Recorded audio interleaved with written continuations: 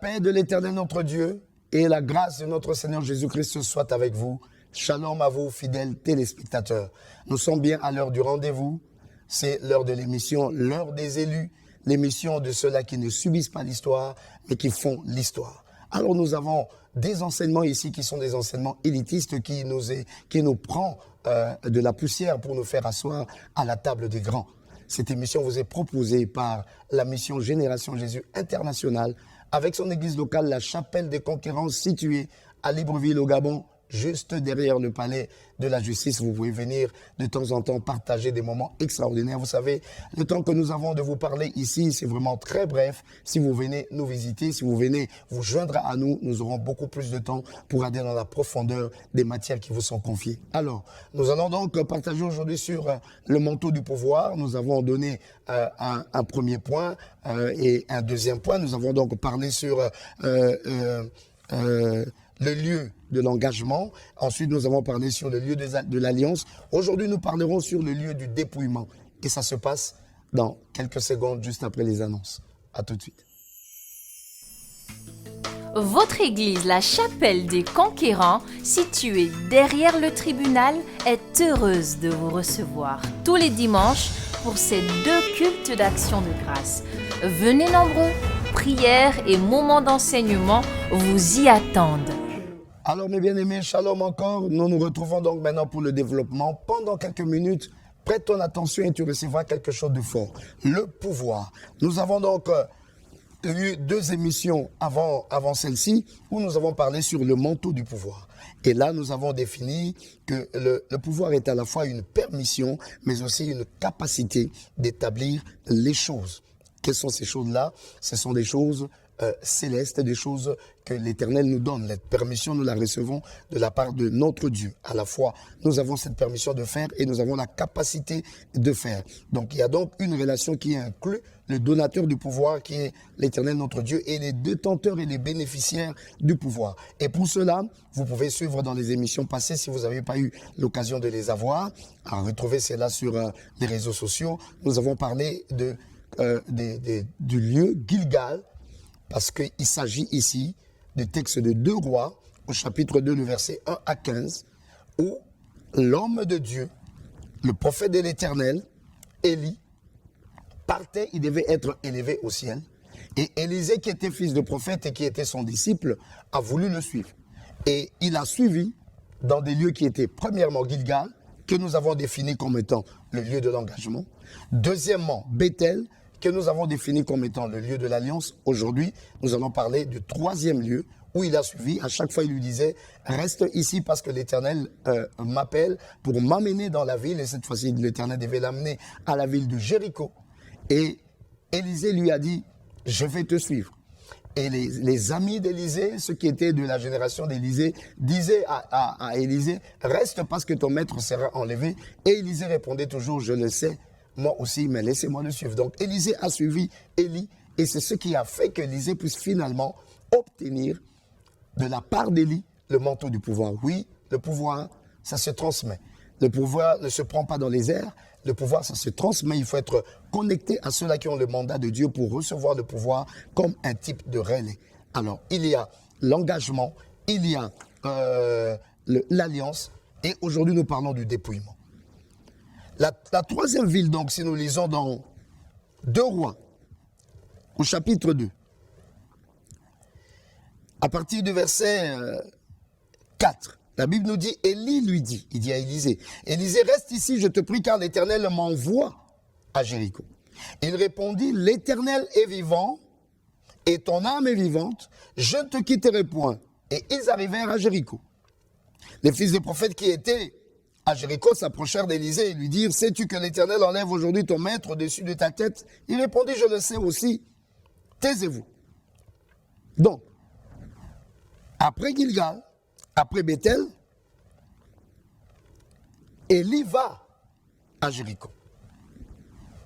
Que signifie cette étape de Jéricho qui est le chemin qui amène Élisée à recevoir le manteau du pouvoir? Nous qui sommes destinés à porter le manteau du pouvoir, nous devons traverser cette étape, 3e étape, qui s'appelle Jéricho, que nous définissons comme le lieu du dépouillement. Il n'y a pas de manteau de pouvoir sans dépouillement. Nous parlons ici du pouvoir authentique, qui est le pouvoir qui nous vient de Dieu. Il y a plusieurs autres types de pouvoirs, qui sont des pouvoirs corrompus, des pouvoirs trafiqués, qui sont des pouvoirs qui viennent du diable. Ce pouvoir-là qui amène les hommes à détruire le monde. Mais il y a un pouvoir pour bâtir. Et le pouvoir, on le donne, on le porte par le cœur. Celui qui n'a pas le cœur du pouvoir, Dieu ne peut pas lui donner le pouvoir. On ne donne pas une arme à celui qui ne sait pas s'en servir, sinon il va tirer sur tout le monde. Alléluia. Je disais encore, aujourd'hui dans mon inspiration matinale, que le pouvoir fait des hommes, des dieux, pour sévir. Mais le pouvoir a fait de mon Dieu, notre Dieu Jésus-Christ, un homme pour servir. En fait, ceux qui sont de Dieu, ils reçoivent le pouvoir pour devenir humbles et servir. Ceux qui ne sont pas de Dieu, ils reçoivent le pouvoir pour devenir orgueilleux et sévir. Ils deviennent des tyrans. La grandeur dépend de la quantité des personnes que tu sers. Si tu es réellement un homme de pouvoir, il faut que tu comptes la quantité de tes services, que tu aies des personnes qui se sont réjouies des œuvres que tu as accomplies. Mais si tu comptes que ceux qui sont des malheureux et qui pleurent à cause de ton action, alors ton pouvoir n'est pas un pouvoir de Dieu. Et ça finira par des comptes que tu auras à rendre à celui qui est le créateur de ta vie, qui n'est pas Satan ni Lucifer, mais qui est l'Éternel, le Dieu des armées. On y va dans notre enseignement. Il y a 3 choses qui perturbent l'homme. Il y a ce qu'on appelle la convoitise des yeux, il y a ce qu'on appelle l'orgueil de la vie, il y a ce qu'on appelle la convoitise de la chair. Ces 3 choses-là, c'est ce qui était caché dans Jéricho. Jéricho, c'était quoi? Jéricho était une ville barricadée et il y avait tout ce qu'il y avait de bon là-bas. Tout ce qui pouvait amener les yeux à convoiter, tout ce qui pouvait susciter l'orgueil de la vie et tout ce qui pouvait créer la convoitise de la chair. Et la muraille qui couvrait donc Jéricho était une muraille qui couvrait les attributs terrestres. C'est-à-dire tout ce qui fait le bonheur de la terre. Parce que si les yeux sont attirés, c'est que ce sont des choses bonnes. Si la vie trouve l'orgueil dedans, c'est que ce sont des choses fortes. Si la chair est attirée, c'est que ce sont des choses de plaisir. Ce ne sont pas des choses que l'Éternel nous prive, mais ce sont des choses que l'Éternel nous donne dans les voies de la pureté et qui ont le sens de la pureté. Alléluia. Parce que quand nous le recevons, selon le diable, nous sommes corrompus et nous tombons dans la racine de tous les maux. Alors, il faut donc, pour que nous accédions à tous les attributs terrestres, aux choses qui nous permettent de vivre un pouvoir fort sur la terre, de réussir l'action de notre pouvoir, nous devons d'abord être dépouillés. Il faut réussir le dépouillement. C'est quoi le dépouillement? Être brisé dans son être, n'être rien, et que Jésus soit tout. C'est ça même l'humilité. N'être rien et que Jésus soit tout plutôt. Accepter d'être humilié même pour être honoré par Jésus. Parce que le monde nous fera passer par des voies. Si nous voulons nous battre pour imposer notre personnalité, nous entrons dans le monde de l'orgueil de la vie et l'orgueil de la vie nous amènera à la chute. Mais s'il y a des choses qui veulent nous abaisser, nous humilier, nous recourons à l'Éternel notre Dieu, nous laissons des fois qu'on nous enlève notre tunique et notre manteau pour que Jésus-Christ, lui, il soit notre défenseur. C'est lui qui nous justifie et qui nous donne l'honneur en détruisant ceux qui nous ont humiliés. Alléluia. C'est donc un combat, j'appelle un combat d'un niveau stratégique compliqué. CNSC. Un combat d'un niveau stratégique compliqué. C'est-à-dire, tu as une manière dont tu réagis aux choses du monde. Les hommes du monde ont l'impression que tu es un maboule, comme on dit. Les hommes du monde ont l'impression que tu es quelqu'un qui ne vaut rien. Mais, tu sais que dans le chemin, tu seras vainqueur. Aujourd'hui, tu es méprisé, mais demain, tu seras vainqueur. Alléluia. Et c'est pour cela, Jéricho, quand nous le lisons dans le livre de Josué, quand ils avaient attaqué Jéricho, l'ordre était de tout dévouer par interdit, c'est-à-dire tout ce qui était richesse, tout ce qui était gloire. Les enfants d'Israël devaient avoir la capacité de dévouer ça par interdit. Pourquoi? Pas parce que Dieu ne voulait pas leur donner ça. Dieu a toujours donné les butins dans les guerres. Mais l'étape de Jéricho était l'étape de dépouillement. Voir la richesse et ne pas être corrompu par la richesse. Voir la richesse est dévoué par interdit la richesse. Voir la gloire est dévoué par interdit la gloire. Voir le succès est dévoué par interdit le succès pour attendre la richesse, la gloire et le succès qui viennent de Dieu. Alléluia. La force du pouvoir, c'est l'interdit. La force du pouvoir, c'est l'interdit. Chaque pouvoir a des interdits. Ceux qui ne savent pas respecter les interdits du pouvoir, ce sont des personnes qui ne vivent pas du pouvoir ou qui perdent le pouvoir. Et il faut donc se dépouiller pour respecter les interdits parce que les interdits tentent. Quand tu arrives à résister à l'interdit, ton esprit est couronné parce que tu es un vainqueur. Et le pouvoir t'est destiné. Jésus, de Dieu qu'il était, est descendu sur la terre comme un homme.